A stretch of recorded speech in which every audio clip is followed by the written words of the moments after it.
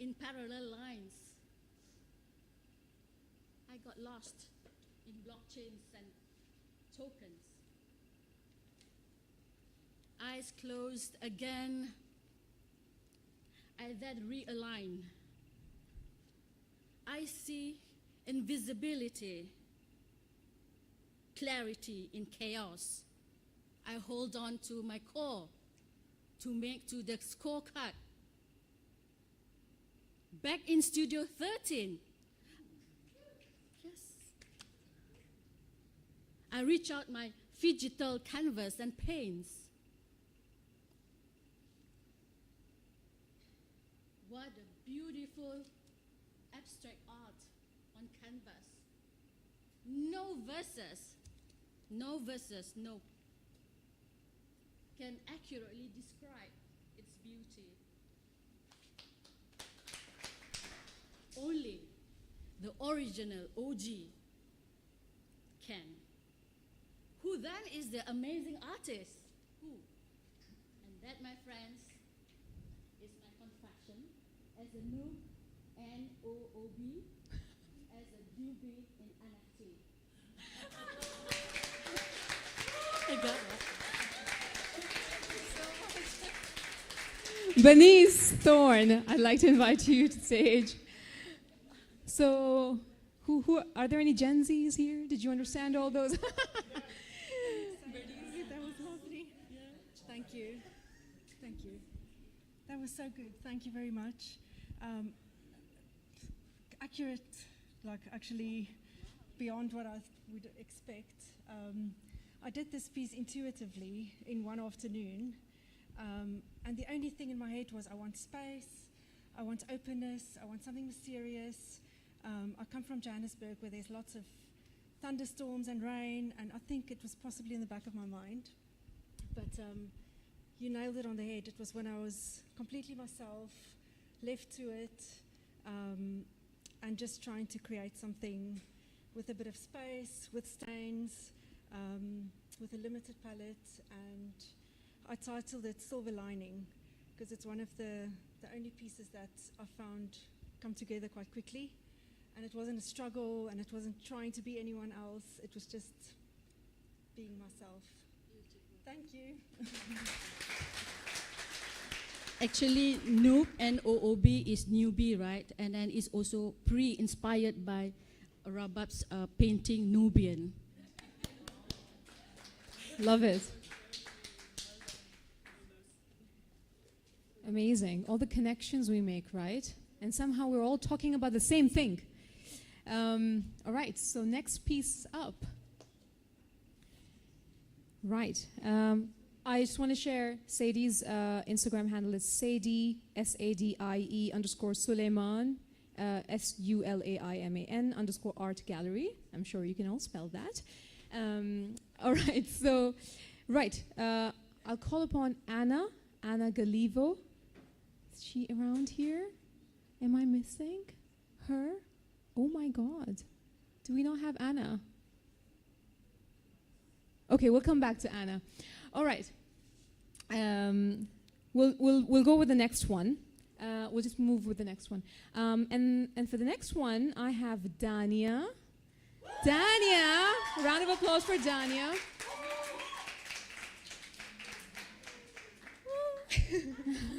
Hi, good evening. I know me too. All right.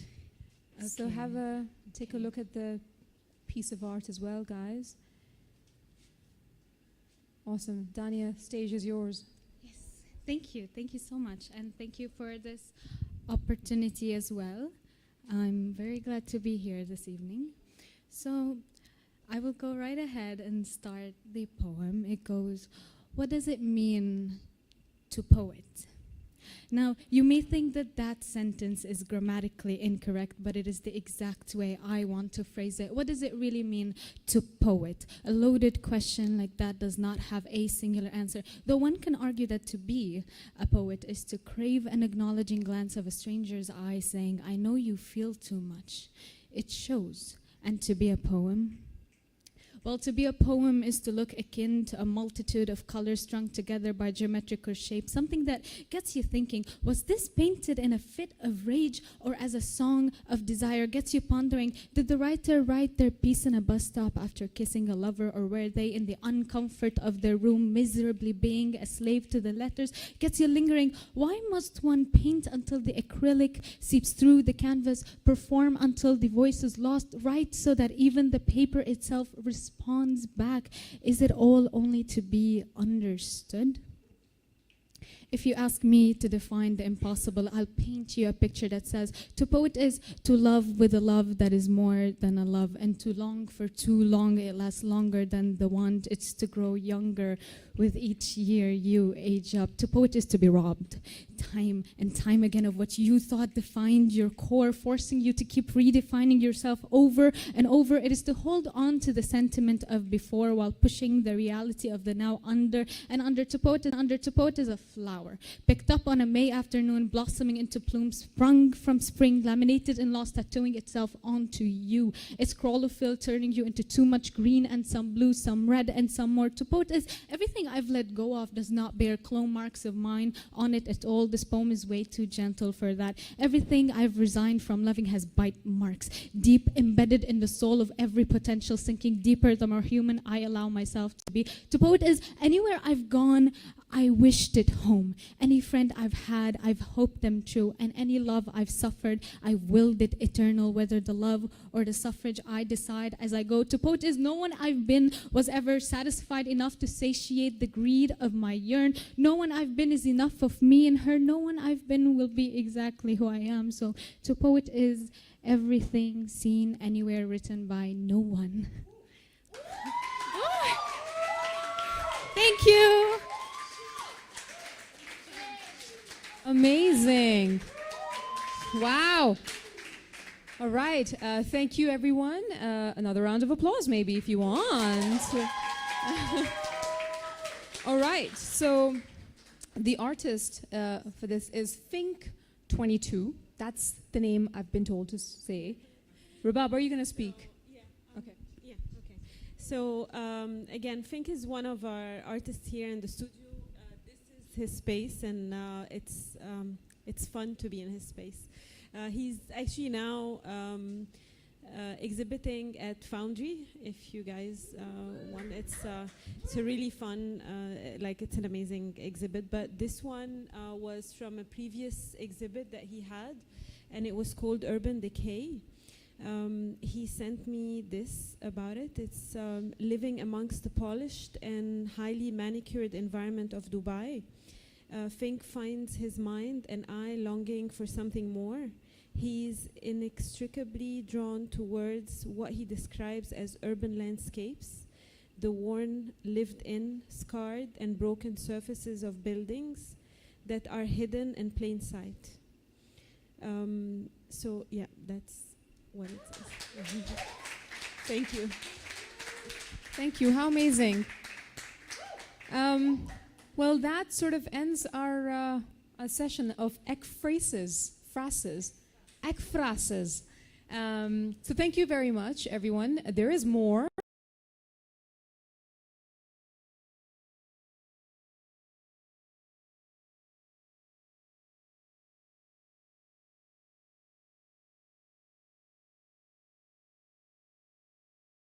And prose, poetry only, or something special. She's kept it a secret from me too, so I don't have power on this. But, what's interesting is that we'll have two artists who'll be responding to Danabelle's beautiful words. I keep coming in front of this, right? Yeah. So that's interesting, isn't it? Two different art pieces. Well, I mean, we'll see what we create all together. Let's go. Let's go. So I am actually going to read a short story, but before that, I'm going to intro it with a poem called Collision. Two black holes met in the sky and exploded a little over a year ago. The universe shook. I say met like it was congenial. They crashed right into each other. I want to say collided without having to say collided. I want to ask, Black Hole 1, what happened? Black Hole 2, why? The vast nothingness, of course, would say nothing. I would just stare as it continues to ignore me while simultaneously inhaling existence into itself. Look, it happened 7 billion years ago. We feel it now, yet we still can't explain it. That it happened right at the beginning when no one was paying attention because no one was invented yet. If I know anything, it's nothing is ever an accident. If I know something, I would tell you. If I had known everything, I'd still go through with it. Years and years ago, universes were created. We exist in all of them. We collided in every. The short story that I'm going to read is called it's called The Last Letter of Karina Luna. It's a little weird, but just go with it. It has been 7 years since renowned Filipina astrophysicist Karina Luna has gone missing. To this day, her disappearance remains a mystery. Wherever she may be, now she would have been 101 years old. All that is left is her legacy and research on black holes and the space-time continuum. Recently, a letter she allegedly wrote on the day she was last seen has emerged. It is addressed as Dear Friend. There's been speculation on whether the letter is a suicide note. The contents of the letter are quite bizarre, however. Some argue that it is fiction. Others argue that it is a scientist gone mad. However you may perceive it, the letter provides an exclusive peek into the mind of one of the most brilliant women in history. The letter starts, Dear Friend, if you are reading this, I will consider you a friend. I have spoken to no one of this. I thought someone should know before I pass. I have known love in all its forms. I have danced with time. Or I was, but I learned to live and thrive where I wasn't meant to be. It wasn't even by choice. Edward and I met in the summer of my uncertainty. I always thought that I would live a life immersed in the stars. I built my life around it. I moved to Houston despite being allergic to Texas. Every decision was based on whether it would get me closer to the dream, to the goal, to the ambition of understanding the universe. But suddenly, I was in Central Park, surrounded for the first time. Jared lived next door. There were no other houses for miles. It was a really old duplex, and nobody to this day knows why anyone would build a duplex in the middle of nowhere. In any case, the rent was good, and the forest was our backyard. For years, we were happy. Edward and I were heavily set on having children. We had nephews on both sides, and being the only neighbors for miles, the Smiths had also become family. When Beverly gave birth to Philip, we witnessed the work it took. They say it takes a village to raise a child. Well, we were our own village. When Philip turned 2, unprompted, he started calling me Mama Nina and Edward Daddard, Mama Karina and Daddy Edward. It was enough to give Edward and I pause. We thought perhaps we could start trying, and we did. Every false alarm was painful, but not as painful as the miscarriage. It was then that I decided to give up my internship at the astrophysics lab in the city. Edward and I kept trying. I kept failing. Edward, bless his soul, never said anything, never failed to be who I needed him to be. After the 4th miscarriage, we stopped trying. By then, there were 2 Smith kids, Philip and Wyatt. In the fall of 2022, a week after Wyatt's 4th birthday, Jared, Edward, and I took the boys for a walk in the forest. Beverly stayed home. We found a large hollowed out tree that we had never seen before, so we walked in and explored it. Sunlight came in through the little cracks on the wood. It bathed the inside of the tree with ethereal golden light. It was so beautiful, it could have been God.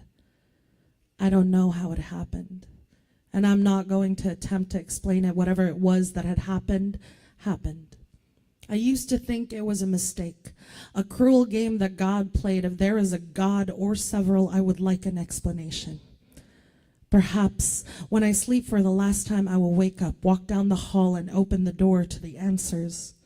We walked out of the tree and back home, but home was elsewhere. When we walked into the Smith home, it was different.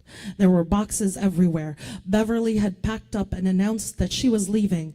It was strange, not only because it was out of character, but that we were only gone for 2 hours. She couldn't have packed all of that up that fast. The boys were sent to their respective rooms while Jared and Beverly screamed at each other. Edward took my hand and we ran back into our home.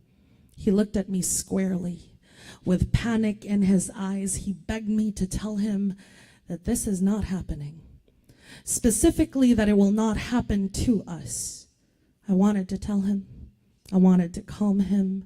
However, in the house we walked into, our supposed home, on the wall where our wedding portrait was supposed to be, was a portrait of him with someone else, someone who was not me.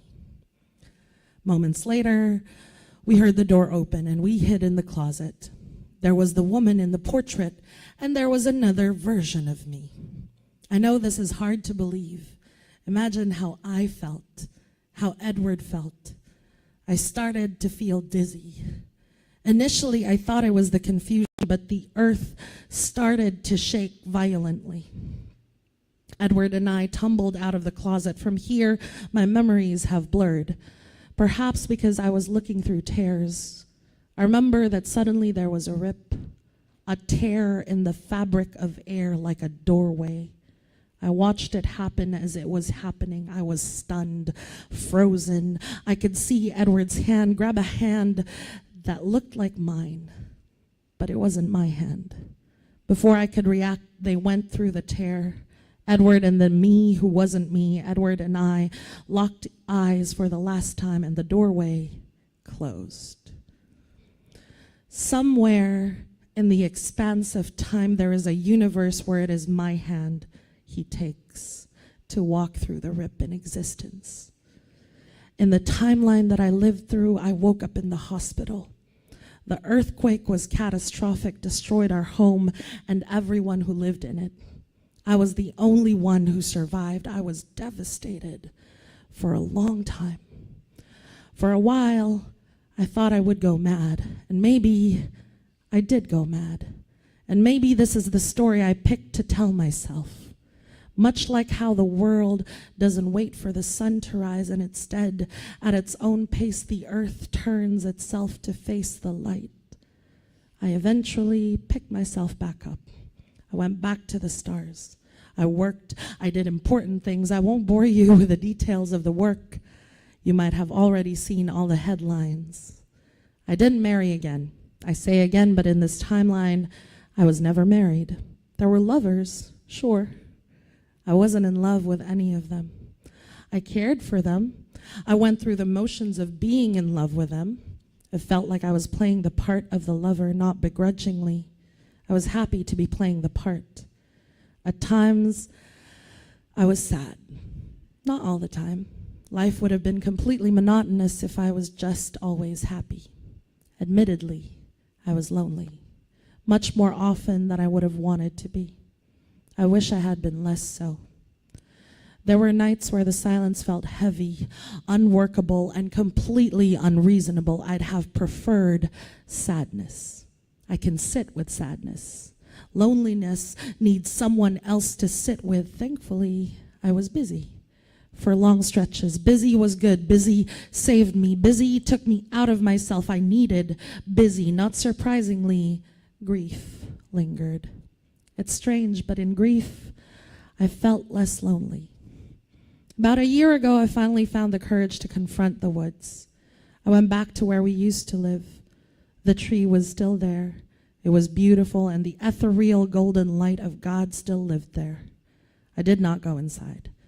I admired the light from outside like window shopping. I kept going back, and on one occasion, the earth tore again. And this time, not just one, but several portals opened. Every time I went back, I saw vignettes of different lives. Edward and I were in every one of them. We weren't lovers in every life. There was a life where we were mere strangers smiling at each other, a life where he was my elderly neighbor, and a life where he was not even human. There was love in every lifetime. Friend, in a few years, I will be 100. You might read this and think it is the ramblings of an old mad woman who was once brilliant. I won't blame you. I'm at peace with my reality, and I won't force you into it. I saw tears across the earth. I learned what was meant to happen is happening, has already happened, is going to happen, and perhaps again. Through the slivers, I saw glimpses of all the lives I have lived, could live, and will live. They were all beautiful, and I wish you the same. I wish you happiness in all of your lives, and in each and every lifetime. I hope you find love always, always. Karina Luna. Thank you. Thank you. A round of applause, everybody. So I'll have the artists come over here as well, Danabelle. Anyone have any words? Have a look. Do you want to say something? Hi. Well, this was challenging and fun. I had no idea I was supposed to do this. Thank you, Rabab. But I did something that I mostly try to do, which is paying attention to words, quotes, sometimes when I hear music, listening to music or also poetry, and trying to imagine and how that can inspire me, right? So my art, it's also about words in a way, because I am a calligrapher, not a conventional one, but I'm mostly abstract. And I heard something about empty space, black creation, the beginning, and that is also something that inspires me a lot, because I love the ancient scripture, all the scriptures in Arabic, in Hebrew, in Aramaic, in Sanskrit, Japanese, any of them. So what they actually are trying to tell us most of the time is the creation from the beginning. For example, how is in Arabic, kun fayakun? Exactly. Or Bereshit, or all those concepts that talks about that.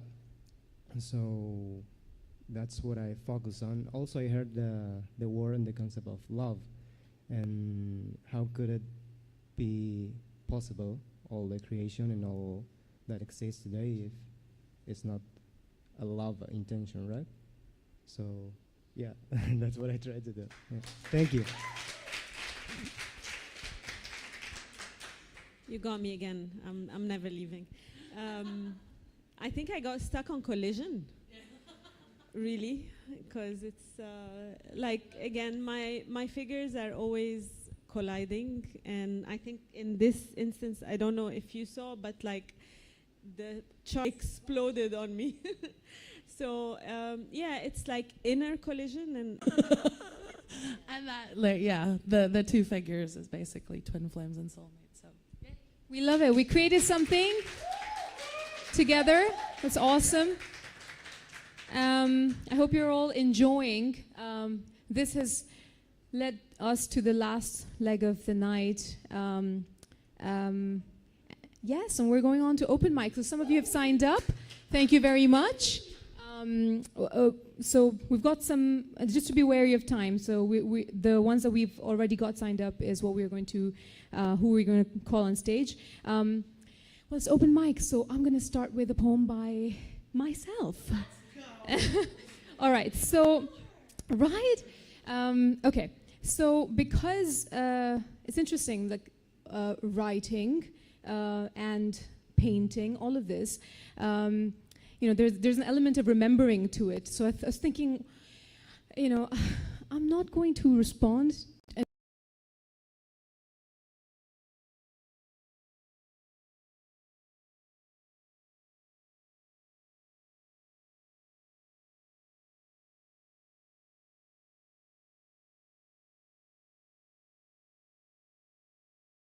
of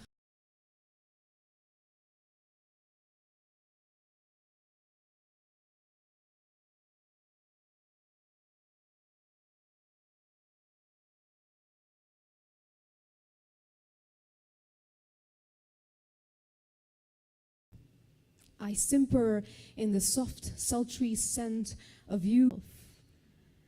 There is an art in remembering, tender thinking, everyday living, life inching, picking on a feeling, drowning in it, baking in it, breaking in it, then holding myself together in it. There is an art to remembering, but you can't tell. Thank you very much. Yes, one more round of applause. All right, so our first open mic poet is someone new, and I haven't heard her. Let's have Sarah Ali on stage.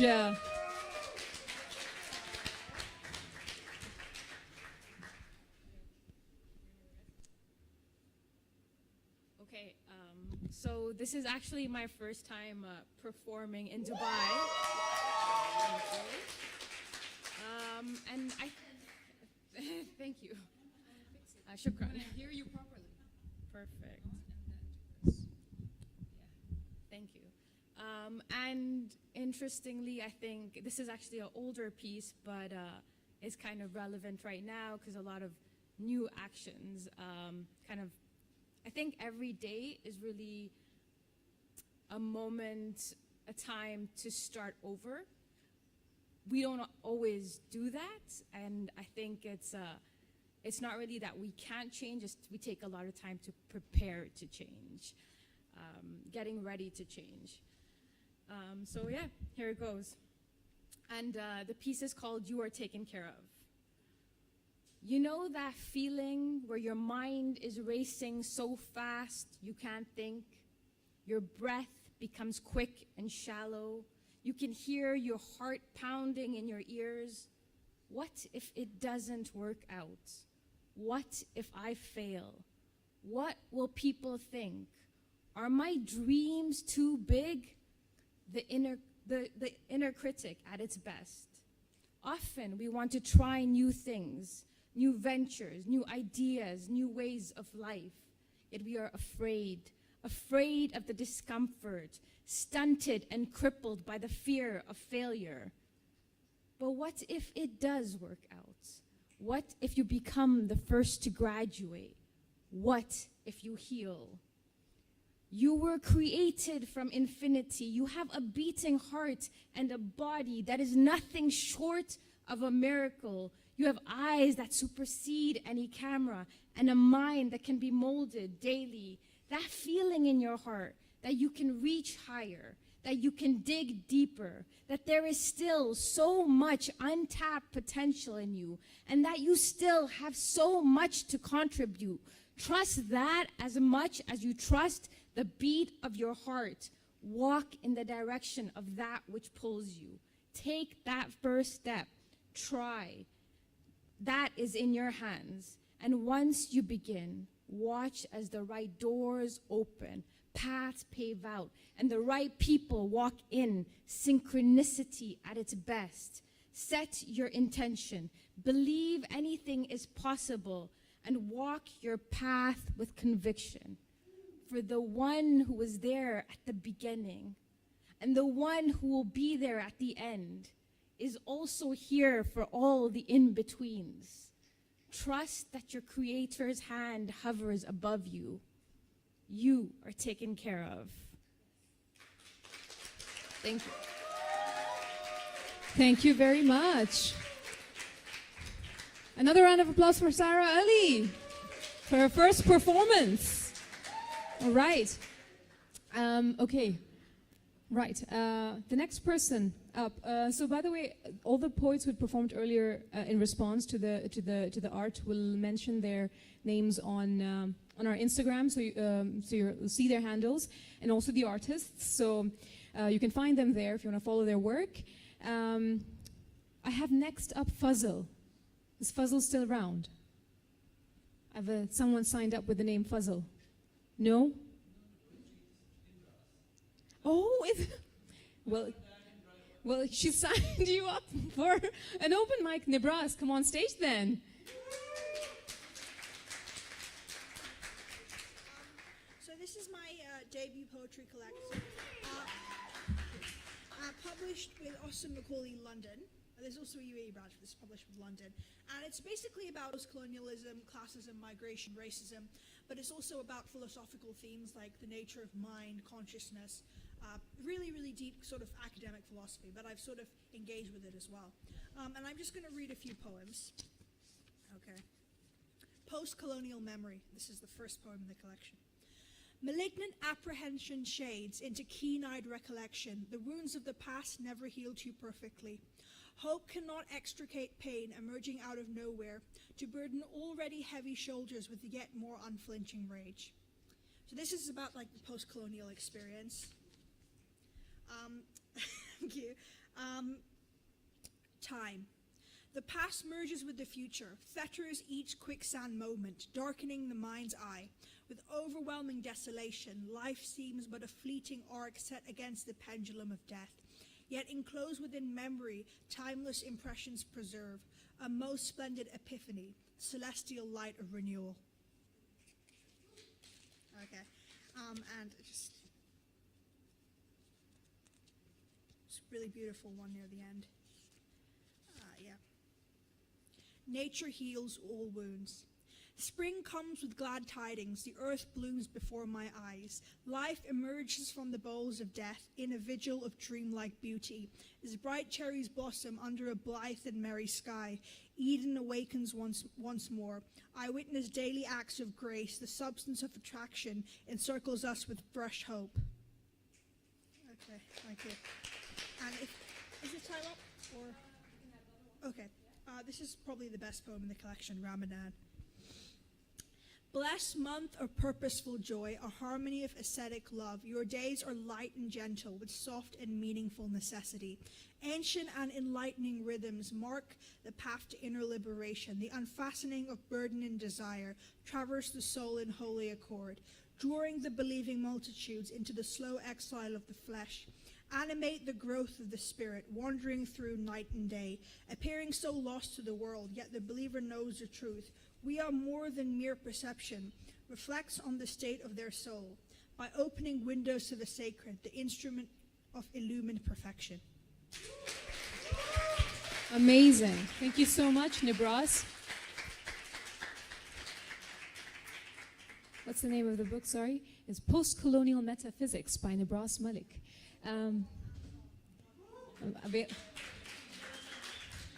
Yes.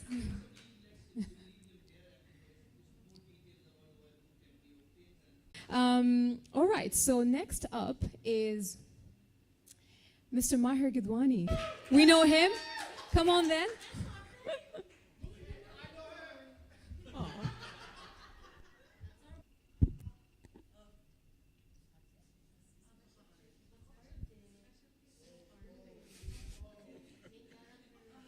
Hi everyone. Ladies and gentlemen, how are we? Did everyone enjoy getting here? I got lost, but it's well worth it. I feel more legitimate as an artist just by being here. We're all lost, Maher. Huh? We're all lost. Go on. This was also very adorable, Uncle. I think you're like my favorite uncle. I didn't know poets were allowed to have supportive fathers. I think this is just a beautiful thing. You know, you were sitting there in some of the audiences that I saw sometimes, like there was like that like classic uncle expression, and it just reminded me of my own father, and I was like getting scared a little bit. But ladies and gentlemen, so I have this poem. I initially titled it "Do Not Date a Love Poet." I think as it's evolved, it's become "I'm a red flag, please don't date me," the poem. And in short, it's